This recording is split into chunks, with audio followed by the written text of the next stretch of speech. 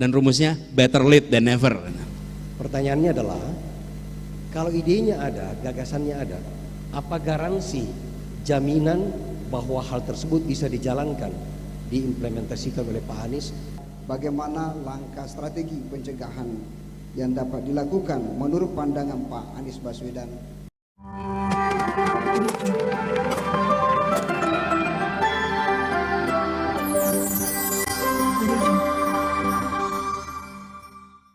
Dan selanjutnya untuk membuka pertanyaan, tadi disinggung sekitar masalah anggaran.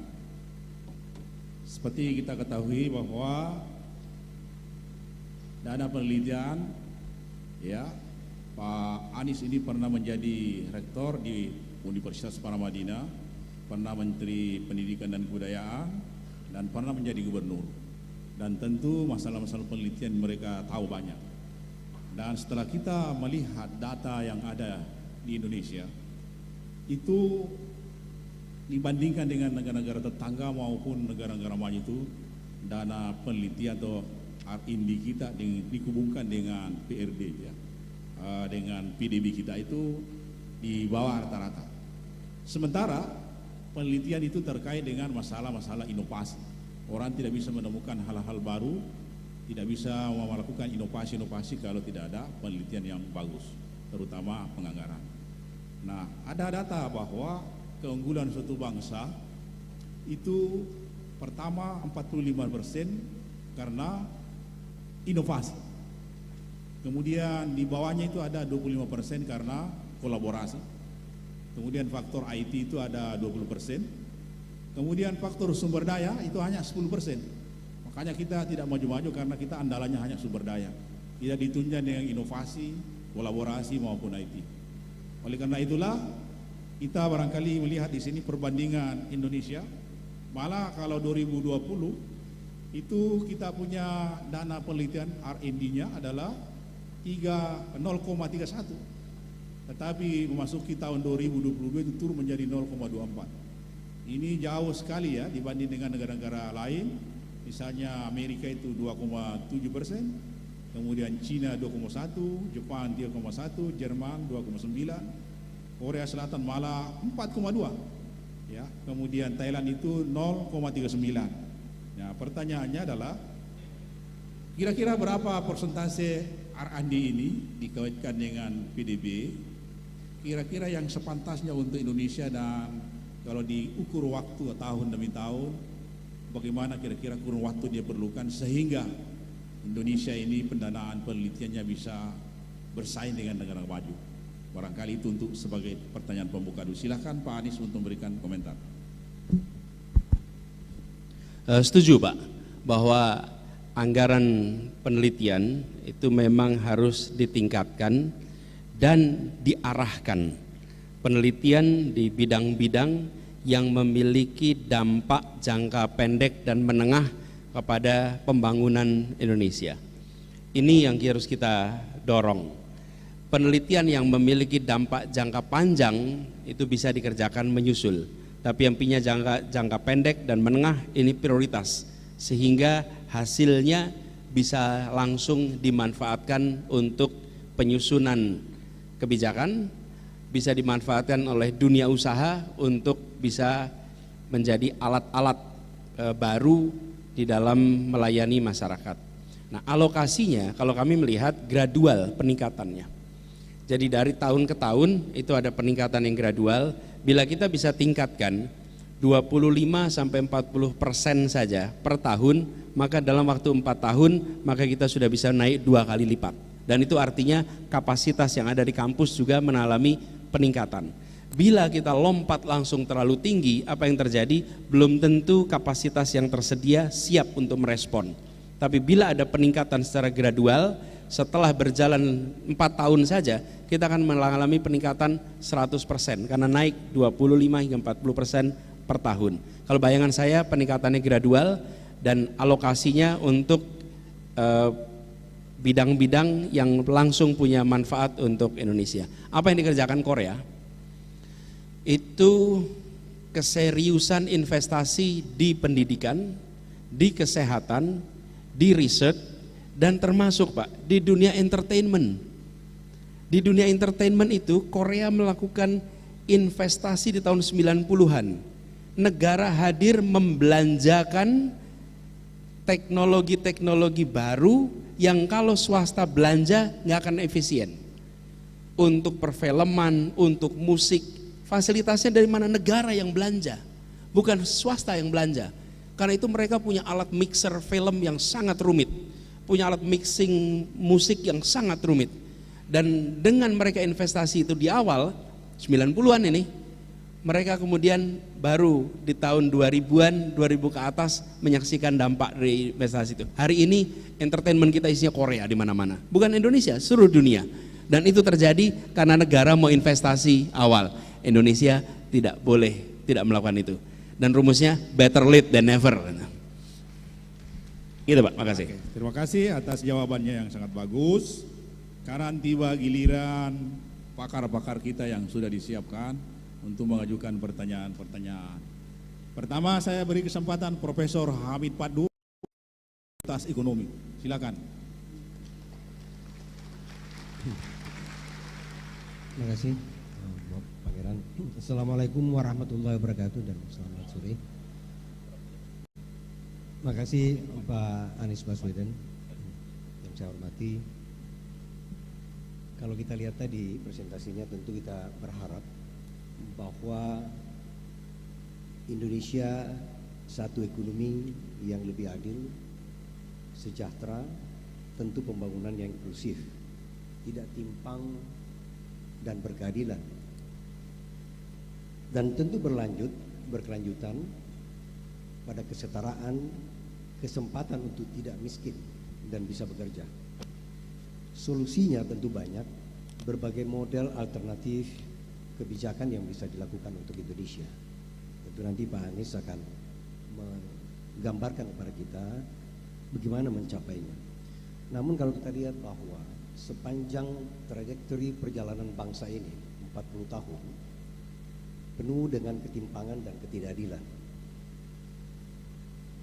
Sampai hari ini pendapatan per kapita yang diukur dengan gross national income per kapita baru $4.500. Itu pun hanya ada dua daerah yang tinggi, hanya DKI dengan Kaltim.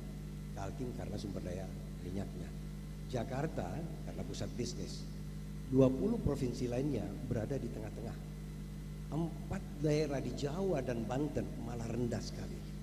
NTB, NTT adalah paling terendah. Ini penggambaran bahwa 40 tahun ketimpangan masih berlanjut dalam proses ekonomi. Kita lihat angka lain. Gini rasio 30 tahun tidak bergerak dari sekitar 0,4%. Hari ini 0,38%. Padahal pembangunan dilaksanakan. Kemiskinan yang tentu Pak Anies akan memihak pada itu, hari ini absolutnya masih kurang lebih 30 juta, 9,5%. Itu pun belum termasuk penduduk yang di sekitar garis kemiskinan atau yang rentang miskin. Saya kira termasuk ASN, guru, dan sebagian besar dosen yang ada di sini. Ini ketimpangan antar wilayah masih terus berjalan dan hampir tidak berubah. Dari 20 tahun lalu kita lihat sampai tahun ini, Jawa masih dominan 56% sumbangannya terhadap produksi nasional. Sumatera berkembang sedikit dengan 20%. Sulawesi hanya 4,7%. Timur, Indonesia Timur hanya 3,3%. Kalau kita lihat potensi mikronya yang tadi Pak Anies menyebut faktor produksi, total faktor produksi dari sumber daya termasuk orang tadi, sumber daya alam modal sangat rendah, jauh lebih rendah dibanding negara-negara tetangga, bahkan dengan Cina dan Jepang jauh sekali. Lantas untuk menyelesaikan ekonomi yang timpang dan kurang berkeadilan ini, dan untuk memberi kesempatan partisipasi pembangunan yang equal, saya ulang, pembangunan yang equal. Dan kalau kita ingin mencapai target di 2045, katakanlah sepakat untuk 23 ribu US dollar, maka tentu diperlukan satu, pertumbuhan ekonomi yang sangat-sangat tinggi. Tidak hanya dengan 35 tahun kita bertumbuh hanya rata-rata 5%, 4-5%, hanya pernah di tahun 70-an 6-7%. Selebihnya 5%. Itu pun menjadi sangat mahal. 5% pada tahun 70-an dengan 5% pada era sekarang, kosnya terlalu mahal dalam pembangunan. Artinya pertumbuhan sesungguhnya turun dalam trajektori selama kurang lebih 30 tahun. Perlu pertumbuhan 6, 8, 9% seperti Tiongkok ketika awal terbuka pada tahun 80, 81, 82. Cuma nanti pertanyaannya, mungkinkah Pak Anies bisa membawa pertumbuhan yang 8-9%? Karena membutuhkan tentu pendongkrak yang cukup besar gitu, secara realistis. Dua, dibutuhkan pertumbuhan yang inklusif. Ini gagasan pemikiran Pak Anies, ingin pembangunan yang inklusif, adil, equal. Sehingga kalau inklusif, maka fokusnya adalah people center, manusianya, bukan pada wilayah-wilayah fokus pembangunan seperti sekarang ini. Terbangun Jawa sebagian, terbangun Jawa Timur, tapi lainnya tertinggal. Oleh sebab itu, maka mungkin Pak Anies memiliki model dan cara proses ekonomi yang seperti apa yang bisa melakukan pertumbuhan ekonomi yang tinggi, pertumbuhan ekonomi yang inklusif. Kita sadar bahwa membutuhkan modal yang sangat besar. Resources kita tidak punya. Mungkin generating income atau harus berutang. Jangan-jangan berutang. Karena tidak ada resources. Untuk sampai 9-10% pertumbuhan, untuk membangun serentak Indonesia satu seluruh wilayah, luar biasa kebutuhan resources yang digunakan. Cara apa yang kira-kira Pak Anies bisa melakukan ini? Namun tentu tidak tanpa reservasi. Pertanyaannya adalah, kalau idenya ada, gagasannya ada, apa garansi jaminan bahwa hal tersebut bisa dijalankan, diimplementasikan oleh Pak Anies? Karena biasanya narasi yang seperti ini adalah narasi pemilu, narasi pilpres. Setiap 5 tahun rakyat menjadi pendengar yang setia dan sabar. Namun ketika pembangunan berjalan, rakyat kebanyakan tidak ikut dalam hiruk pikuk pembangunan. Bahkan pemimpin pemerintahnya berpakaian, berbicara, berpola hidup yang jauh sekali dari rakyatnya. Semoga Pak Anies tentu tidak seperti ini. Terima kasih. Silakan Pak Anies lanjut dijawab. Terima kasih Prof. Hamid. Apa yang beliau sampaikan tadi sangat menarik dan penting sekali. Beliau menunjukkan bagaimana ketimpangan-ketimpangan itu terjadi, dan untuk mengkoreksinya itu memerlukan effort yang besar. Pertanyaannya kemudian soal bisakah Indonesia tumbuh dengan angka yang kalau bisa dibilang itu fantastis, dan di dalam skala dunia pun sedikit negara yang mengalami itu. Saya melihat begini Pak, kalau boleh saya berbagi pandangan, kita lebih baik tumbuh dengan ukuran menengah, bukan ekstra tinggi, tetapi berkualitas, inklusif kalau istilah Bapak tadi, inklusif. Kenapa? Supaya yang merasakan hasil dari pertumbuhan itu lebih banyak. Yang kedua, pertumbuhan ekonomi yang menyerap tenaga kerja. Karena kita tahu kalau pertumbuhan ekonomi dan pertumbuhan penduduk timpang, maka kita nanti akan menemukan masalah di situ. Dan itu artinya kegiatan-kegiatan perekonomian yang menyerap tenaga kerja yang memberikan prioritas. Bagaimana kami memandangnya ini?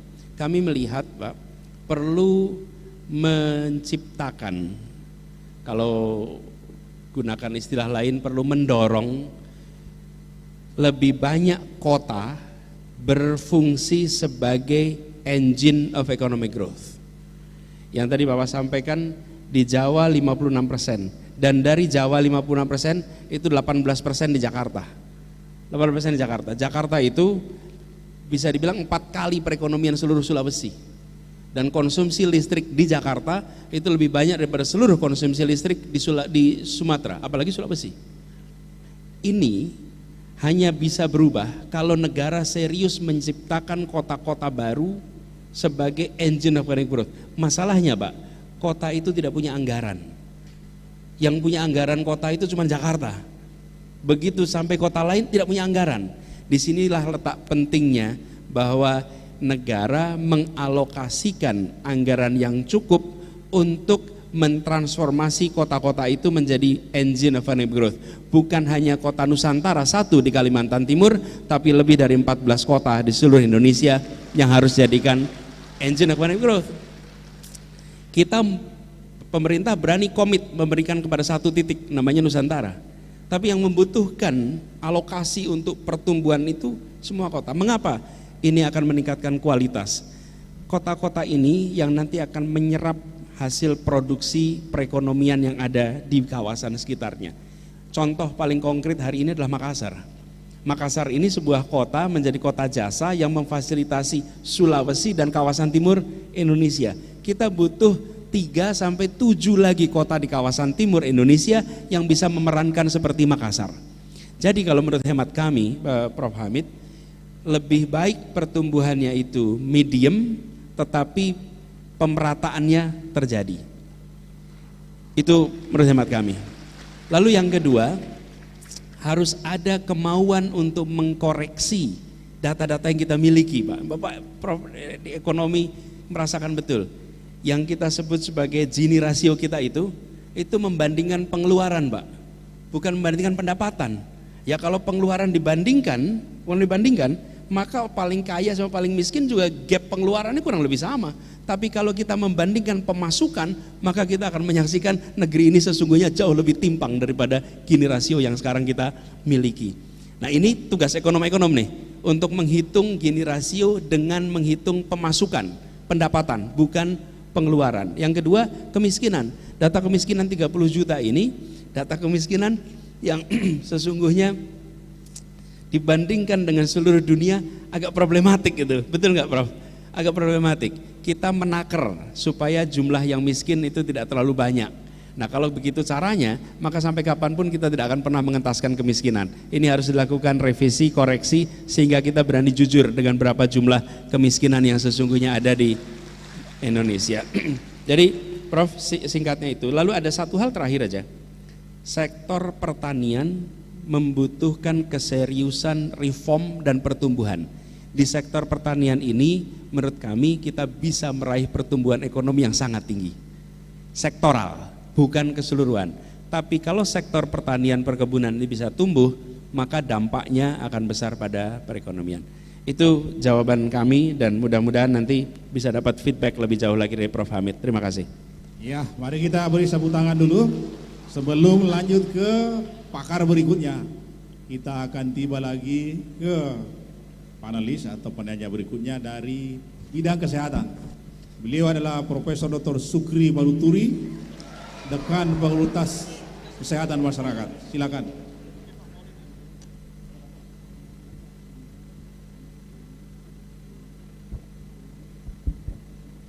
Terima kasih Pak Moderator, terima kasih Pak Anies Baswedan.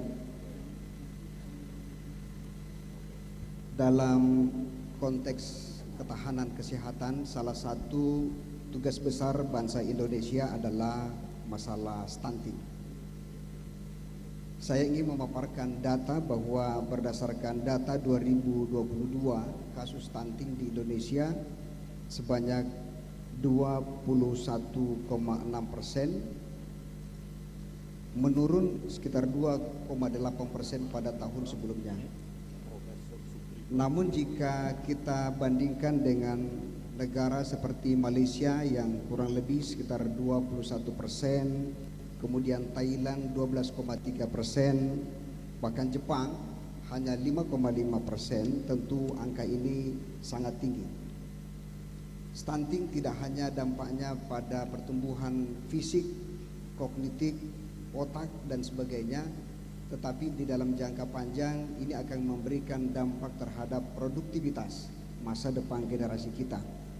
Sayangnya dari sisi disparitas, kasus ini juga sebagian besar terjadi di wilayah-wilayah Indonesia bagian timur seperti NTT, kemudian Maluku, Maluku Utara, Sulawesi Tenggara dan Sulawesi Tengah. Pertanyaan saya adalah bagaimana target Bapak menurunkan kasus ini terutama di daerah mengalami kesenjangan, dan bagaimana strategi pencegahan dan penanggulangannya. Itu yang pertama. Yang kedua adalah kondisi kesehatan di Indonesia berdasarkan angka kematian ibu tercatat 189 per 100.000 kelahiran, dan angka ini jauh dari target yaitu 115 per 100.000. Kalau kita lihat Indonesia yang mengalami double burden of disease, Indonesia hari ini tercatat sebagai negara yang memiliki kasus tuberkulosis tertinggi 2 di dunia setelah China dan India dan kemudian Indonesia, kemudian China. Kemudian kasus tertinggi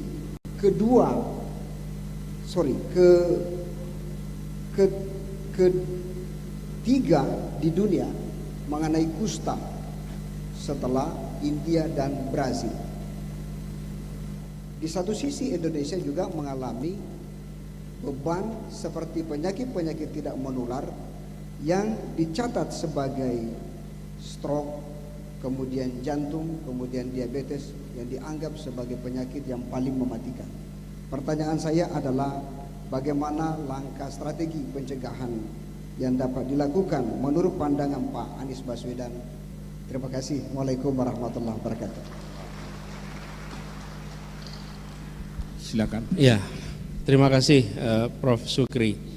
Tadi simptom-simptom sini Pak, stunting, angka kematian ibu melahirkan, TB, bahkan kusta dan penyakit-penyakit lainnya. Ini adalah masalah-masalah yang sebetulnya preventable.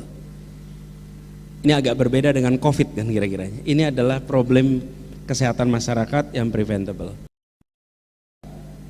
Perlu ada, ini bicara solusi ya, bicara solusi, perlu ada perhatian dari kepemimpinan nasional dan kepemimpinan di tiap wilayah terkait isu ini. Para bupati, wali kota, dan gubernur itu di dalam setting otonomi daerah, mereka yang bertanggung jawab pada urusan pelayanan kesehatan. Tetapi kita menemukan kenyataan di lapangan, daerah yang pelayanan kesehatannya baik itu bila wali kotanya peduli urusan kesehatan, bila bupatinya peduli. Tapi bila bupatinya tidak peduli, itu akan terbengkalai. Nah, kami melihat Pak, dari nasional, saya menjadi kepala daerah ini, belum pernah Pak dikumpulkan, diberitahu Pak Gubernur target untuk pencegahan penyakit A, B, C, D, F, G, nggak pernah Pak. Terus diberikan guideline nasional, ini adalah yang untuk dikerjakan 1, 2, 3, 4 untuk tiap kepala daerah. Dan bila kepala daerah tidak melaksanakan, maka DAU-nya bisa ditahan, DAK-nya bisa ditahan. Kenapa? Karena dia harus melaksanakan program. Itu nggak pernah. Jadi saya melihat satu kepemimpinan manajemen ini, bagaimana target-target kesehatan masyarakat dari kepemimpinan nasional diteruskan kepada kepemimpinan daerah, dan kepemimpinan daerah diminta bertanggung jawab karena kewenangannya sudah diberikan, anggarannya sudah diberikan. Ini satu. Yang kedua, praktek di lapangannya menurut saya harus mengoptimalkan peran ibu-ibu PKK. Itu garda terdepan kita yang terlewatkan selama ini. Dasa Wisma, satu ibu mengelola 10-20 keluarga. Mereka yang paling cepat mendeteksi ketika sebuah keluarga di komunitas punya masalah. Dan program seperti Posyandu, Posbindu itu diaktifkan lewat jalur PKK. Kalau selama ini Posbindu, Posyandu diaktifkannya lewat dinas kesehatan dan PKK-nya lewat dinas yang lain. Tidak bisa, harus diintegrasikan sebagai satu kesatuan karena mereka yang paling depan. Sehingga problem-problem tadi itu preventable. Lalu alokasi anggaran yang cukup untuk segala macam suplemen pembantu dari mulai ibu hamil sampai dengan lansia yang terkait pencegahan penyakit-penyakit seperti tadi. Jadi kami melihat Prof. Sukri, satu di tingkat manajemen itu penting, yang kedua aktor, aktifkan aktor yang berada di paling depan di masyarakat yaitu PKK, dan PKK punya segala macam strategi, tapi PKK ini bertahun-tahun dilewatkan oleh para kepala daerah. Ini yang berjaga di depan. Yang ketiga, alokasi anggaran yang cukup, berikan indikator, maka insya Allah itu bisa mencegah problem-problem yang tadi disampaikan. Terima kasih. Terima kasih, kita sapu tangan. Ini dapat surat cinta Pak Anies nanti ke bandara 16.20. Jadi ya 2-3 menit untuk setiap panelis. Kita minta 1 menit 1 pembicara.